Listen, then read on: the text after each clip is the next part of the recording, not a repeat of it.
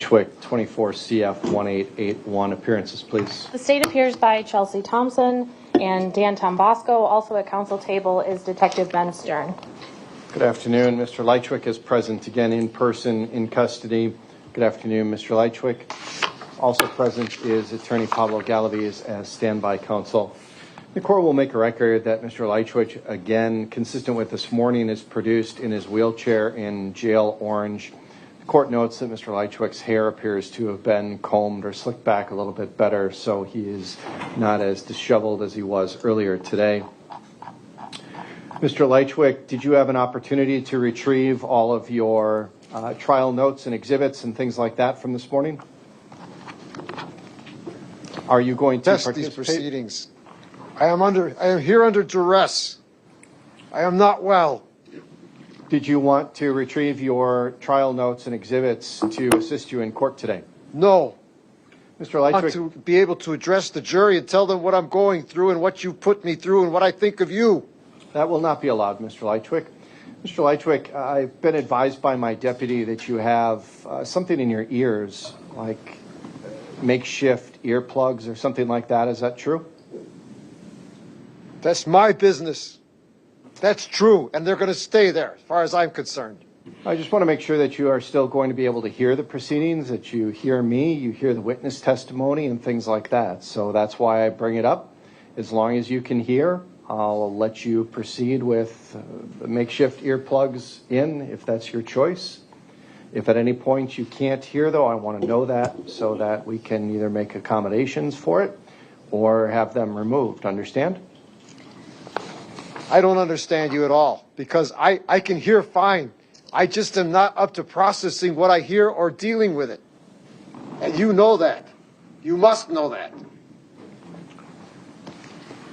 Anything else you want to state for the record before we continue, Mr. Lychwick? Again, I protest these these proceedings. I am here under duress. This trial is a sham. I am being railroaded. I don't think you are morally fit to be a judge. As soon as I can sit down and write a letter, I am going to complain to your boss, Judge Bugenhagen, and I am going to write my state representative and my congressman and complain about the way I've been treated these 18 months. And now, drag me from my sick bed this morning? I wonder what your veracity and sanity is, Judge. Moss. Mr. Lychwick, do you want an opportunity to get dressed in civilian clothes?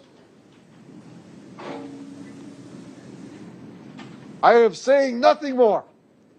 This is an outrage. This is not rational.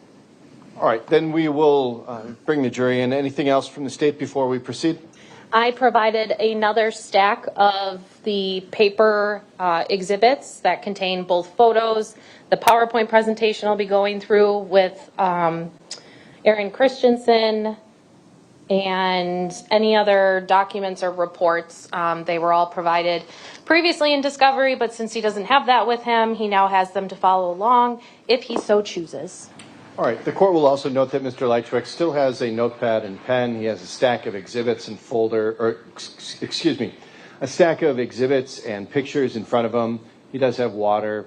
And Mr. Lychwick, if at any time you want to take a break and go down and retrieve your other trial materials, we can make that accommodation. But at this point, we will proceed. We'll bring in the jury.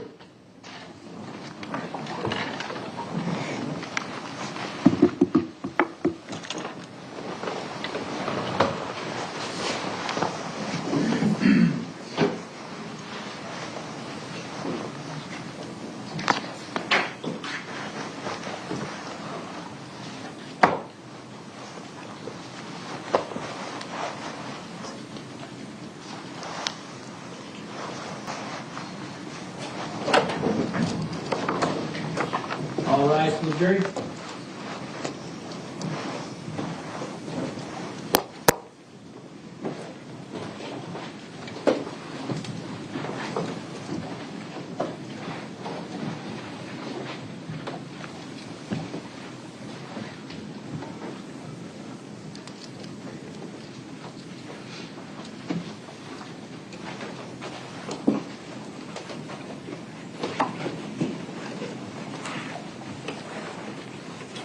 Thank you. You may be seated.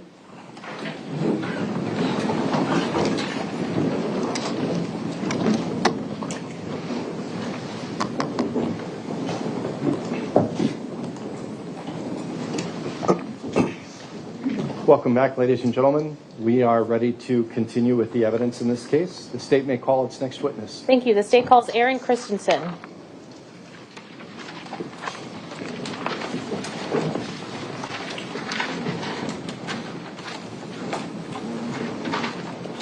Please come up to the witness stand, and when you get up here, remain standing and raise your right hand to be sworn in by the clerk.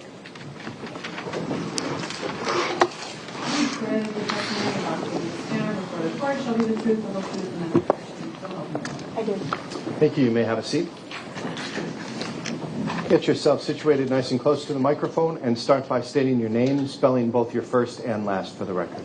My name is Erin Christensen. My first name spelling is Erin, E-R-I-N, Christensen, C-H-R-I-S-T-E-N-S-E-N. Specialist Christensen, how are you employed? I am employed at the City of Waukesha Police Department. And as a specialist, you're also a sworn law enforcement officer in the state of Wisconsin, is that correct? Yes, I am. How long have you been with the City of Waukesha Police Department? In my 23rd year. And prior to becoming a specialist, were you a patrol officer? Yes. Okay. Prior to becoming a specialist, did you have any other roles within the City of Waukesha Police Department besides being the patrol officer? Yes, I am also a crime prevention specialist. Okay.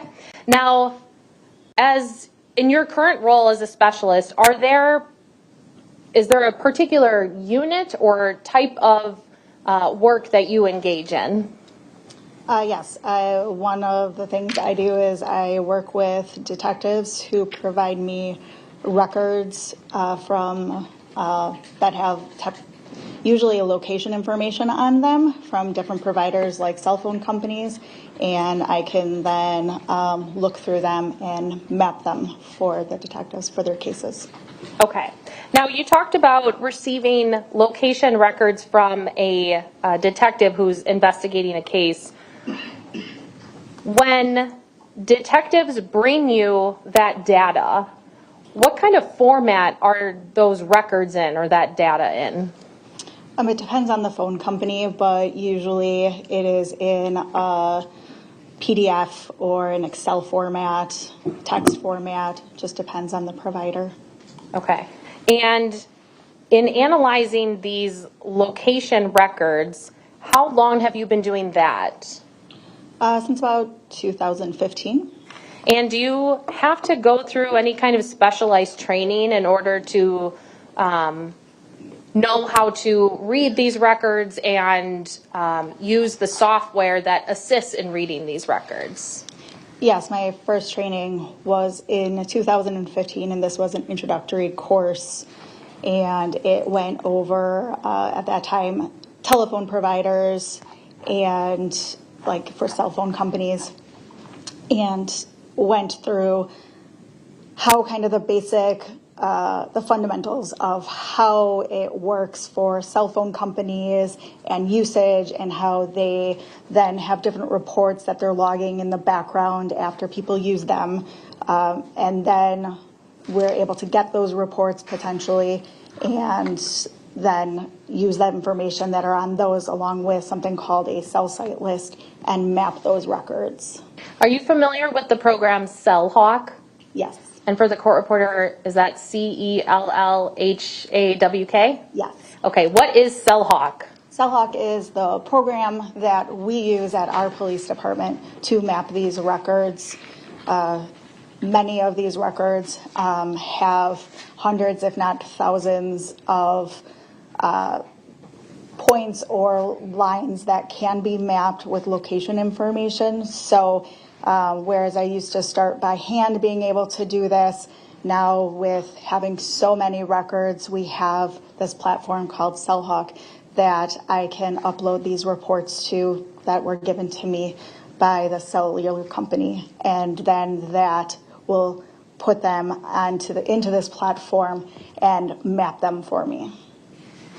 When we're talking about cell phone providers, what are the major providers whose records you are having or seeing most consistently in your work? AT&T, T-Mobile, and Verizon. Okay. Do each of those providers keep generally the same kinds of information, just maybe in a different format, or have different retention periods?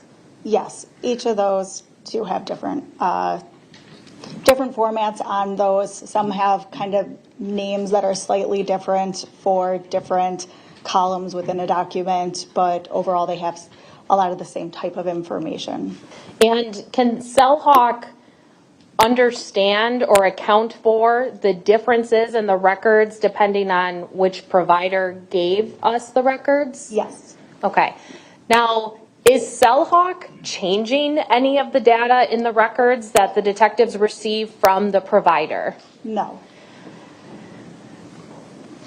Are you the one who, actually no, sorry, strike that. Do you have to have any kind of specialized training, or do you have certification in using the CellHawk software?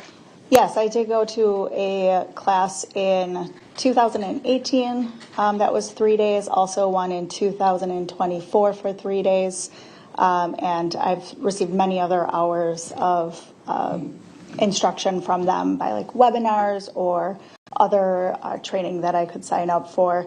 Those go over the same thing. Kind of, they always go, many of these classes go through the basics of this is what a cell company is, this is how you would map it if you were to do it by hand, these are the different documents that providers may give to you, and this is how you could map them, and then this is our program, and this is how you upload them, how you map them, and different ways to display them. Since 2015, can you give an estimate of how many cases that you've worked on where you've had to analyze these kinds of records? I would guess probably over 75. Okay. Now, when you are inputting this data into CellHawk and it provides you with the output, whether that is you can view it in a static view, meaning it doesn't move, or you can create an animation based on the data, do you need to know any details about the underlying investigation in which the detective, sorry, I got distracted. When you are performing this analysis, when the detectives bring you these records, do you need to know anything about that underlying investigation?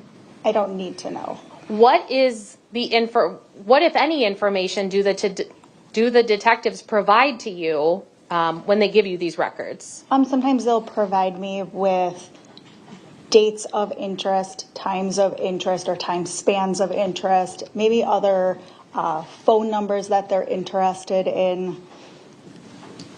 Okay. Now, let's say, because we are going to eventually talk about records in this investigation, if you received records from AT&T for an individual identified as Carlos Maldonado, do you know Carlos Maldonado? No. Do you need to know him or know anything about how he's involved in a case in order to do your job? No. Moving on then, were you asked to assist in a death investigation that started after remains were found at 1512 East North Street on October 30th of 2024?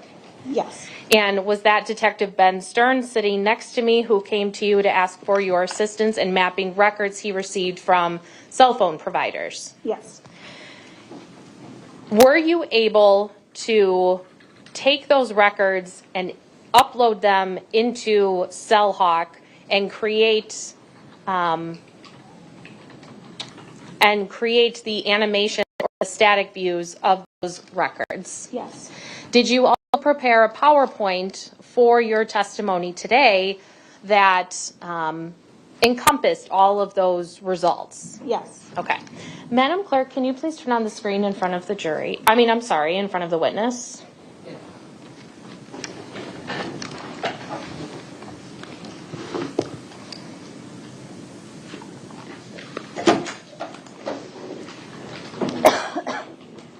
Okay, Specialist Christensen, do you see this on your screen in front of you?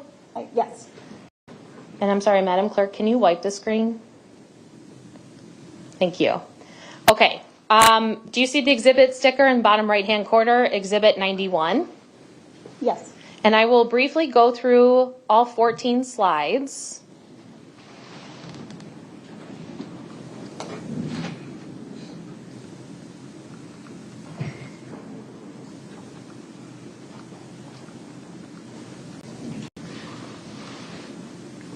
Okay. Having briefly reviewed all 14 of those slides, is this an accurate representation or accurate copy of the PowerPoint you prepared for your testimony today? Yes. I would move Exhibit 91 into evidence and ask to publish to the jury as we go through it. Mr. Lychwick, any objection to the admission of Exhibit 91? In light of what we discussed when I returned from break, your question is ridiculous, Your Honor. I have nothing to say anymore throughout these proceedings today. Mr. Lychwick, that's your here first under warning. duress. Mr. Lychwick, that's your first warning that the court's going to give you about talking back to the court and talking out of order. The question was whether or not you had an objection to Exhibit 91. Do you? All right. Without a response from the defendant, that exhibit will be admitted into evidence. Thank you. And I would ask that it be published as I go through it with the specialist. Mr. Lychwick, any objection to the publication of Exhibit number 91?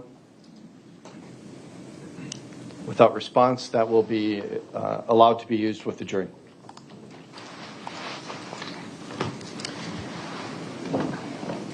Specialist Christensen, when you are mapping out these records and you end up either having to testify in court or just continuing to assist in the investigation, have you prepared PowerPoints like this before? Yes. And in the beginning part of this PowerPoint, are there some general definitions or terms or explaining the methodology of historical location cell site analysis? Yes. Okay. Moving on to the second slide then, what method do you use to evaluate these records?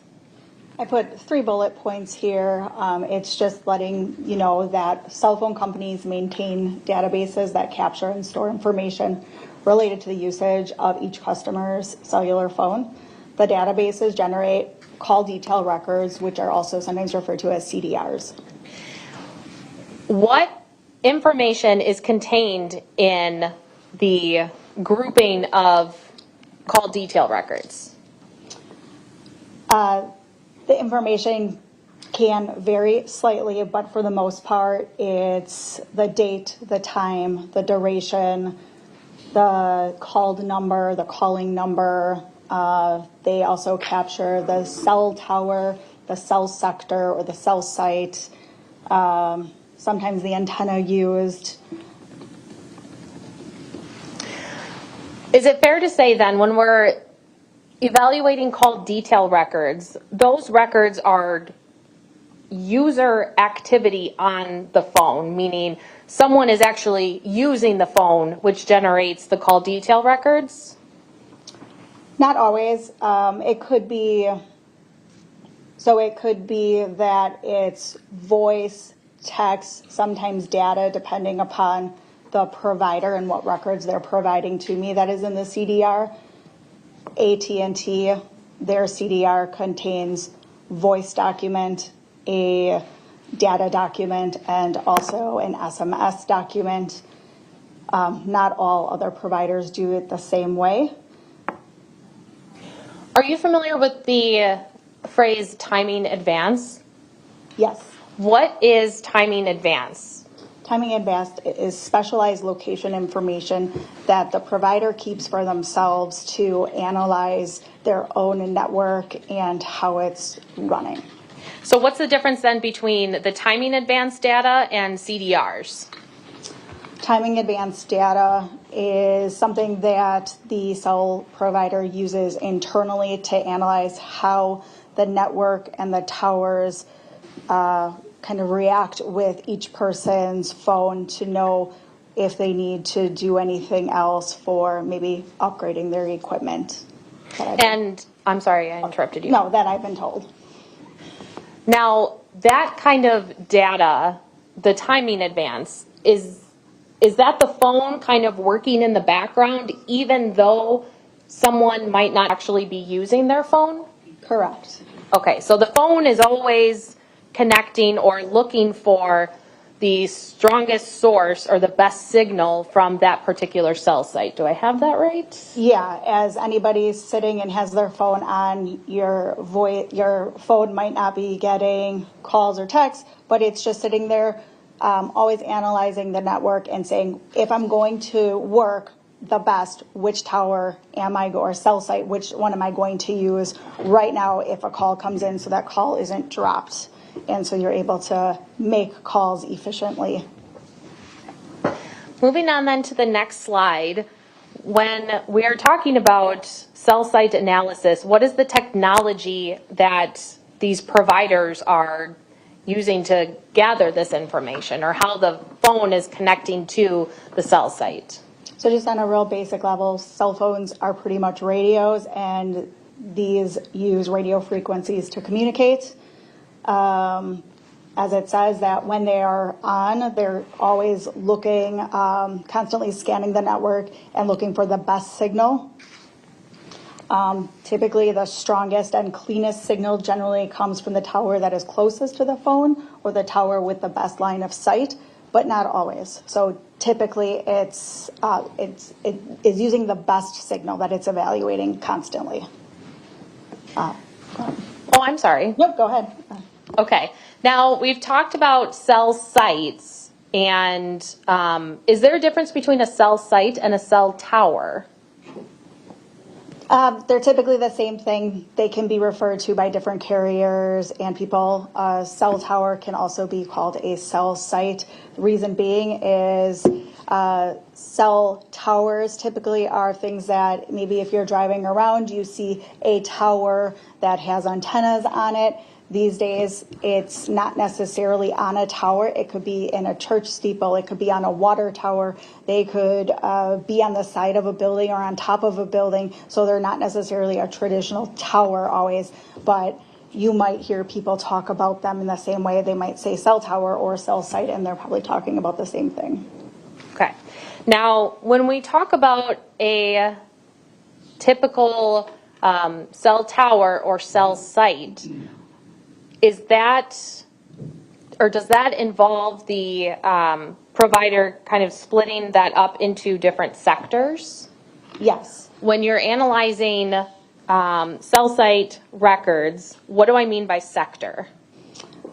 When a provider will give us in their records a cell site that is used, and then that cell site, they give us what is called an azimuth, which is the center point of a sector. Cell sites are typically divided into, think of a pizza, into 3 equal parts. And each of those parts have different antennas within them those are the ones that are getting the signal and deciding the device and where it's connecting to it. And moving on to the next slide, there's a couple illustrations that will probably help us as we talk through what a sector is. So on the far right-hand side, that image, is that kind of the pizza shape or the pie shape that you were talking about? Yes. Okay. Now, that center point then, is that the azimuth that you were just talking about? No, not really. That's just showing you that, yes, that is the center point, but they will specifically give us the azimuth in degrees. So we know right away when we're looking at these documents that as you're dividing it up equally, each sector is about 120 degrees. So if they give us that middle point, I think another slide will talk a little bit more about that. But it's just showing you a tower here to give you an idea that there's 3 different sides of that tower to explain the pie theory, the pizza theory. And does each cell tower or cell site have a unique identifier assigned to them by the provider? Yes. is that how we know which cell site is being used then by a device? Yes. And when you get when the detectives get all their returns back from the provider after obtaining a warrant from the court, do you also receive in those records a list of cell sites? Yes, I get it from there. Also, AT&T has us go to Endocac to get those records as well. Okay, and is that I explained it on another okay, thank one, you. if that helps. Just so that I get that spelling for the court reporter. Yes. Now, moving on to the next slide then, when we're talking about cell sectors, which are those individual pieces of that pizza, explain to me how this assists us in figuring out what a sector is and then how we'll eventually read it on a CellHawk map. Okay. So what I have on this slide is something that you will see on the static map that you will see in a little bit, and also the animated map. Typically, like I said, they're divided into sectors. So you will see the purple one that's on the left side or the blue one. Now, I want to let you know that wedge is something that I draw. I decide how far it is. That is not from the provider. So I don't necessarily have to have anything shaded. I could also have a larger shading. It's just from the tower, and that is saying that the phone is somewhere in that sector, but it does not mean that it's within that shaded area.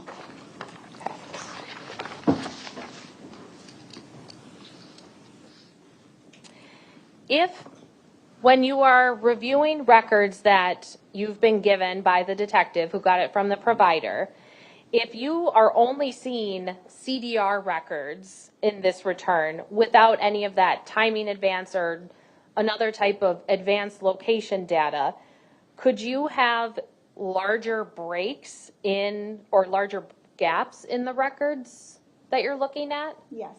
And that doesn't necessarily mean that there's nothing there. It's just that type of information that would be in that gap was not received by the provider. Is that fair to say? Or from the provider? Yeah, the CDRs show usage, whether they're making kind of calls, texting, or receiving them.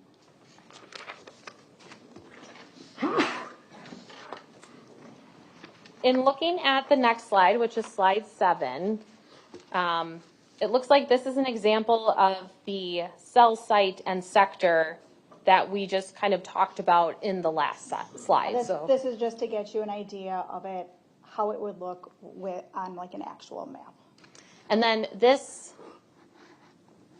shaded, actually no, you can't see it, but if we have the 3 sectors, that light shaded area within the circle around that center point, that's your shadowing. So you can see the direction in which that sector is facing. Is that fair to say? That's correct. Okay.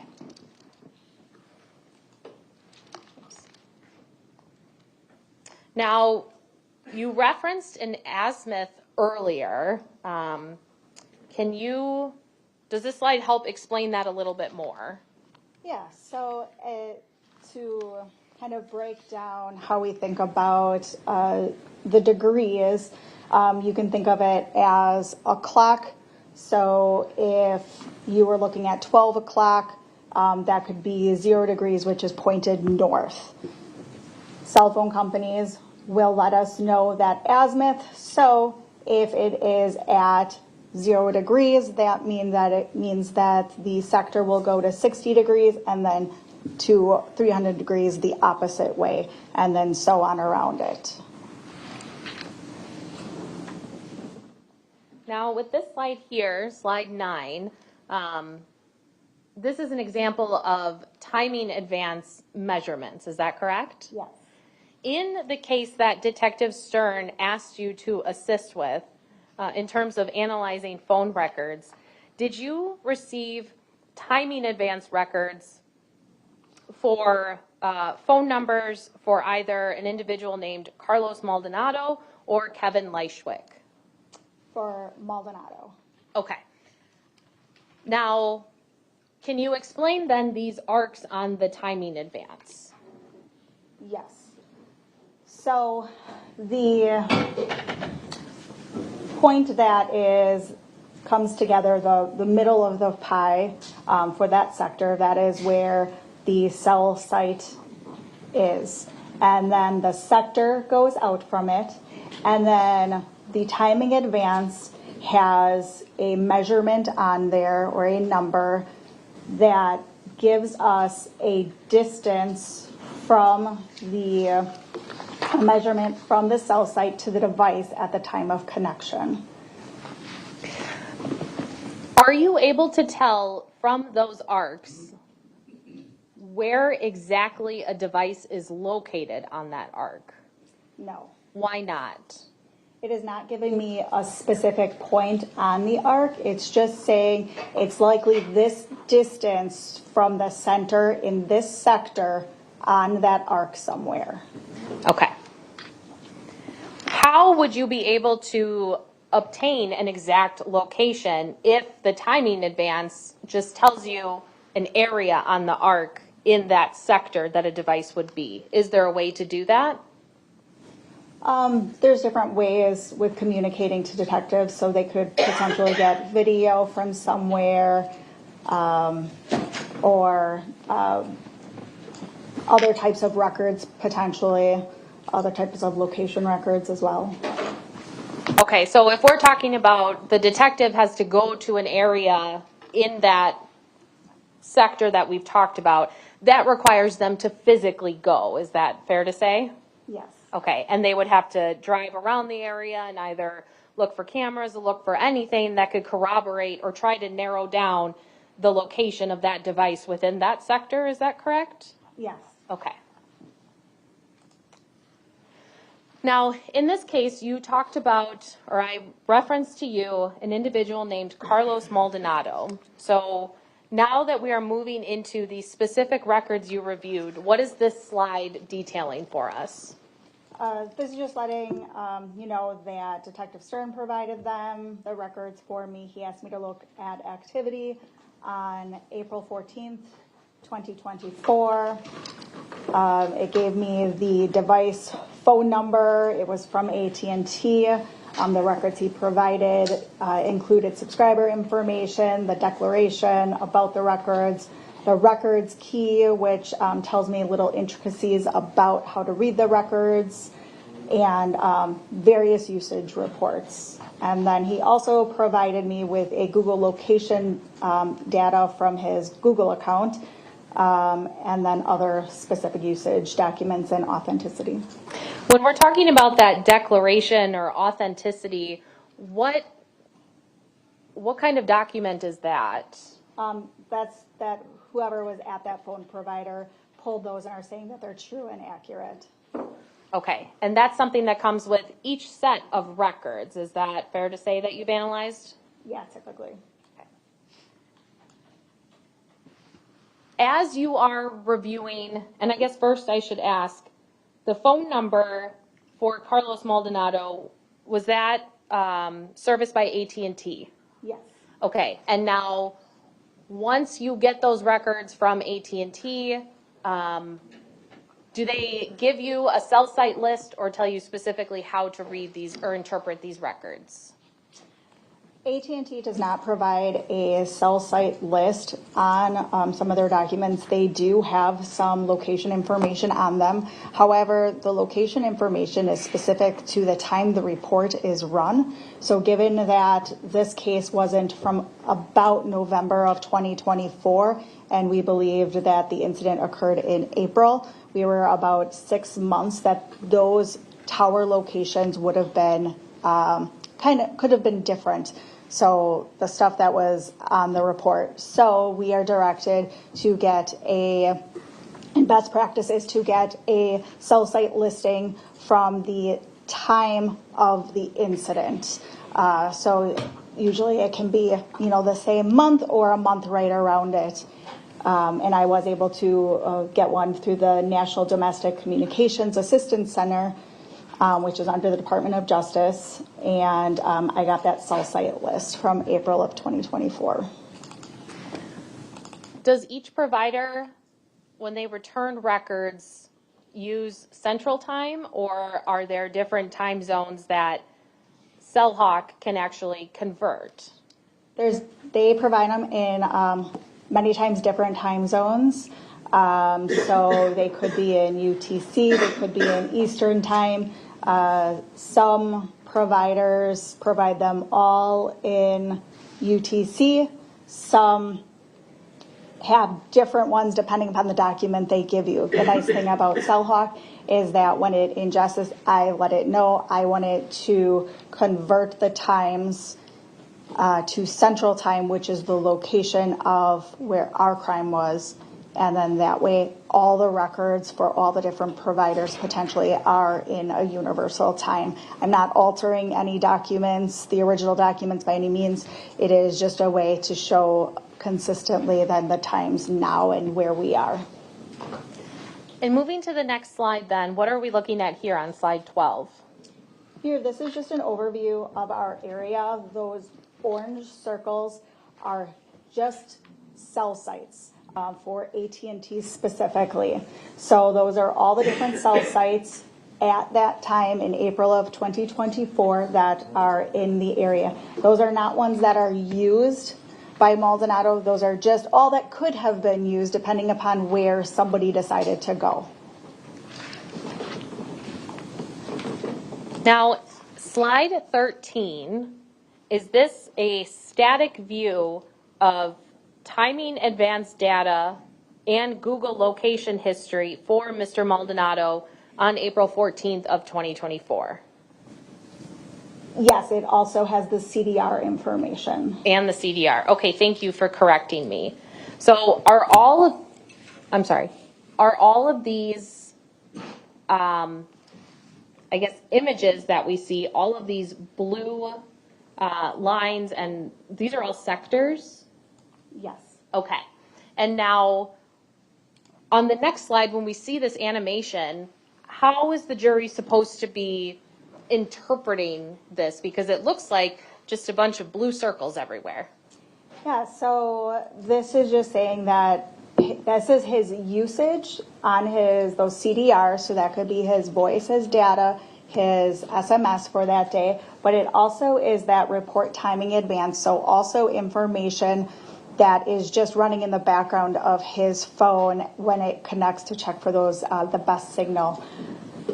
It should be noted that the static here, it'll show the sector for the timing advance, but it is not showing the arcs for it on the static one. You will see those in the next slide. It only worked with the animated at the time of this. Okay, and when we watch the animated, will it start with the same overview map that we're seeing now on this static slide? It will not. You will see it starting off in an area at one sector near 1512 East North Street, Waukesha. You can also see that on this map, kind of in the center of it, with that red marker. And then you can also see an orange marker in the Delafield area with that orange marker. And on this animation that we're about to see, are you able to see a path of travel that the device associated with Mr. Maldonado took to that Home Depot in Delafield and then come back to 1512 East North? Yes. Okay. So I'm sorry. roughly 8 a.m. to about 9:30. You'll see it using the cell sites in the area of 1512 East North Street. And then you'll start to see the sectors or cell sites start being used right in that area and then traveling kind of westbound towards the Delafield area around 9:40, 45 to about 10:30. It stays right in that area of Delafield by Home Depot. And shortly after, around 10:35, you'll start seeing the cell sites and sectors start being used traveling eastbound, going back towards the Waukesha area. Moving on then to slide 14. On the right-hand side, kind of in between the map and the key, there's a gray column with what looks like different toggles and buttons on the bottom. Do you see that? Yes. Is this the CellHawk software? Is this the map that gets generated once you upload all of these records from AT&T? Yes, so this is the CellHawk software, and both of these, the images from the previous slide and this one, are screenshots from that. I then can set the selector at the bottom, so 1 second of time on this animated map equals 5 minutes. So stuff will be pretty quick when you start to see it, but you will definitely see the movement. Okay, and right now, before I press play, can you see that red? I know it's kind of small on the big screen. It's smaller than I thought it would be. The red dot at 1512 East North. Do you see that? Yes. And then a little bit below it, we see a sector. Is that correct? Yes. Okay, so what, if I'm understanding correctly, that sector, because that shaded area is what you filled in. So you can't say exactly where in that sector the device is, but this is the general direction, or it'd be within that sector. Is that Yes. correct? I think that there was some sort of usage in that sector. Okay, and is that something then you see throughout the day once Mr. Maldonado's device comes back to the building at 1512 East North? Yes. Okay, so I will press play then. Did you want to do the Google locations too? Or Yes. talk about that next? No, we can also talk about that before I press play. So the Google locations, how does that relate to the timing advance in this path that we're about to see? So the Google locations, you will see those as kind of a teal color. Something to note about those is that when I get those records, those are also converted into Central Time by CellHawk. I select in CellHawk to only display bubbles that you will see, or markers that are 300 meters or less. If I have a larger one on there, it's going to take over the entire thing. You won't be able to see anything else. So I really narrow it down. You're going to see tiny little teal marks potentially that are like the size of a pen tip. So you have to really watch for them. You will also see the time that they're being displayed. So know that if you don't see the actual mark, it is like probably right behind that time that we're seeing it. And you'll also be able to see that traffic kind of going, I want to say around 8:50.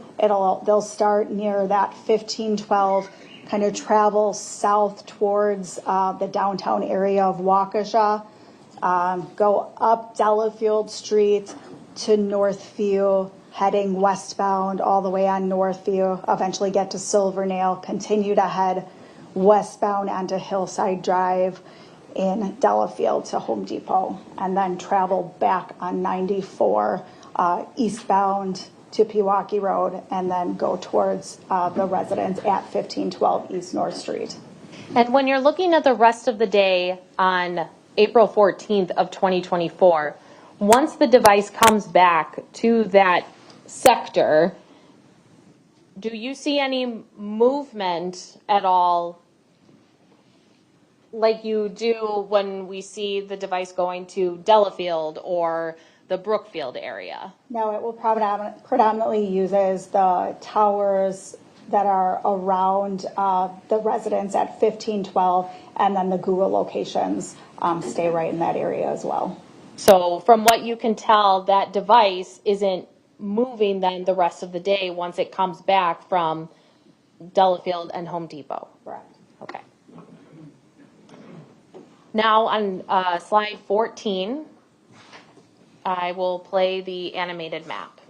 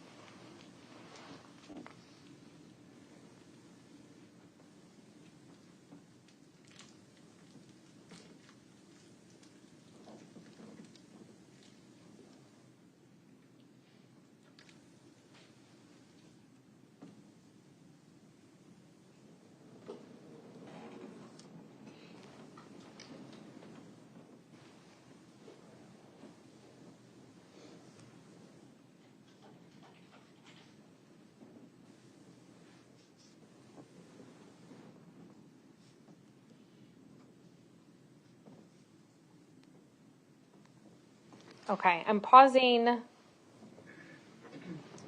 There is no timestamp on the bar that pops up here, but if I look at the timestamp on the CellHawk software, it looks like 12:50 and 51 seconds on April 14th of 2024. Do you see that? Yes. Okay. Now, when we watched that animated map, did you start seeing those larger arcs that we were talking about earlier related to timing advance? Yes. And then this path of travel to the Delafield Home Depot, all you do with that is show the detectives, this is what I found. Is that fair to say? Yes. And then it's up to the detectives to find out whether there's any kind of corroborating evidence out there to show that the owner of that device was in the area with the device. Fair to say? Yes. Okay. Now, we saw for a little bit before I paused it at that 12:50 and 51 seconds, we saw that same blue sector pop up right below that red marking or marker, and then it would go away and then it would pop up again. Is that the device running in the background and that's what's catching on that sector, or is there something else? I'm not sure if it had the ARC or not. Okay. I'm not sure which data. It would be either from that. It would be from one of those documents. I can't say for certain. Occasionally, the timing advance does not have an ARC associated with it, so it still could be on that document, but I can't tell you which one.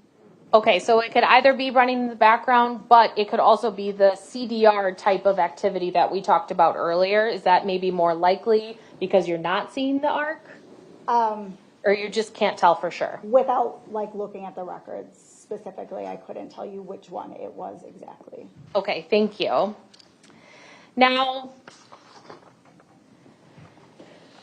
we also talked in the beginning about how Detective Stern, when he came to you, he provided you records for Carlos Maldonado and Kevin Lychwick. What provider serviced Kevin Lychwick's phone number? Verizon. Okay. Have you had experience with Verizon before in terms of getting these cell site records? Yes. Does Verizon have a short retention period when it comes to that specialized location data of the timing advance? Yes. Do you know what that retention period is? Less than 10 days. So if we were looking at April 14th of 2024, and now we don't start getting or requesting cell site data from providers until 7 months later, for Verizon, that specialized information is gone. Is that fair to say? Yes. Okay, so that has nothing to do with the police department not asking for the right information. Is that fair? Correct. Okay. Now, did you receive any records from Detective Stern that he obtained from Verizon? Yes. Okay, and specifically as to Mr. Lychwick's phone number? Yes. So even though we didn't have that specialized timing advance, are we still able to get any of those CDR types of records that we talked about? Yes. Did you upload Mr. Lychwick's CDR records into CellHawk in an attempt to perform a cell site analysis? Yes. Were you able to get any information of value from the records that we obtained from Verizon? No, Why not? there was no location information. There was no usage and no location information for those days. Okay.